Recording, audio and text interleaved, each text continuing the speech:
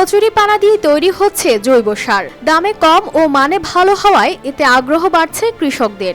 ব্যবহারের সুফল পাওয়ায় বাজারজাত করে বিক্রিও করা হচ্ছে এ সার। এর ফলে কমছে রাসায়নিক সারের ব্যবহার।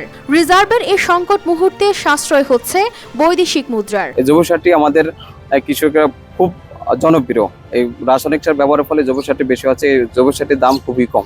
এই সারটি অনেক উৎপাদন হলো জৈব সার। ব্রাহ্মণবাড়িয়ার নবীনগরে তৈরি হচ্ছে জলকমল নামে পরিচিত এ সার। এটি সবুজ শাকসবজি চাষে ব্যবহার হচ্ছে। ব্যবসার পাশাপাশি এতে কর্মসংস্থান সৃষ্টি হচ্ছে স্থানীয় বেকার যুবকদের। কস্তুরীতে জৈব সার বানানোর জন্য আমার একটা চাকরি হয়েছে, মাসে ৮,০০০ টাকা, যে আমার সংসার চলে। মূলত অতিরিক্ত কচুরিপানার ফলে জেলার নৌপথ সংকুচিত হয়ে আসছিল। পাশাপাশি ঝুঁকিতে পড়ে ওই এলাকার বিভিন্ন জলজ উদ্ভিদ। পানার কারণে আমাদের বোট চালানোর মতো অনেক কষ্ট হয়।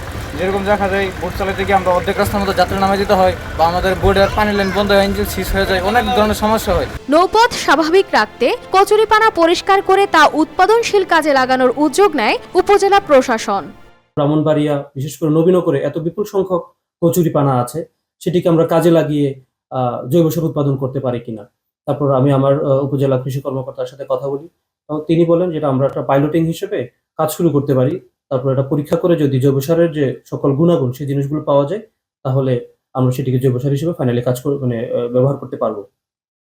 তারপর আমাদের জেলা প্রশাসক স্যারের সাথে কথা বলে আমরা পাইলটিং হিসেবে নবীনগরেই একটি প্ল্যান শুরু করি।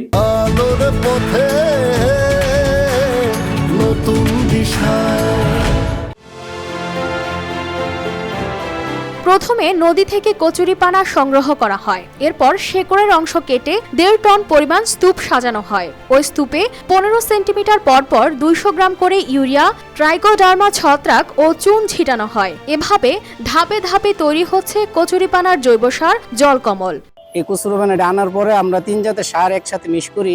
ইউরিয়া সার, পটাশ আর আপনার চুন দিয়া সবগুলো একসাথে মিক্স করার পরে আপনার ৩ ফুট পর্যন্ত কচুরিপানা দিয়ে তারপরে এটা আমাদের সারটা আমাদের সবটা আমাদের ছিটায় সুন্দর করে দিয়ে দেওয়ার পরে আবার কচুরিপানা গেলে আবার ৩ ফুট উপরে আবার দিয়ে আবার ছিটিয়ে ফেলাইতেছি। ফেলানোর পরে আবার 3 ফুট দিয়ে দেবো। সব সারগুলো করছি। এই সার তৈরিতে সময় লাগে ২ মাস। প্রাথমিকভাবে ১০ জন কৃষকের সমন্বয়ে তৈরি প্লান্ট থেকে প্রতি মাসে ৫ টন সার উৎপাদনের কথা জানান এই কৃষি কর্মকর্তা।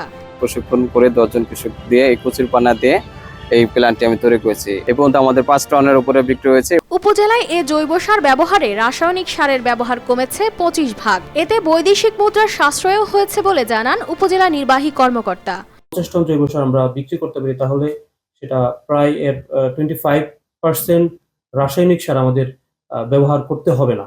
আরেকটি বিষয়, আমাদের রাসায়নিক সার বিদেশ থেকে আমদানি করতে হয় এবং সেই আমদানি নির্ভরতাও অনেকাংশে কমে যাবে। এদিকে এ প্রকল্পটি উদ্ভাবনী মেলায় চট্টগ্রাম বিভাগীয় পর্যায়ে ২য় স্থান অর্জন করেছে। বাণিজ্যিকভাবে ১০টি প্লান্ট স্থাপন করা হলে প্রতি মাসে ৫০ টন জৈব সার উৎপাদন সম্ভব, যার বাজার মূল্য প্রায় ৬ লাখ টাকা। News desk, RTV।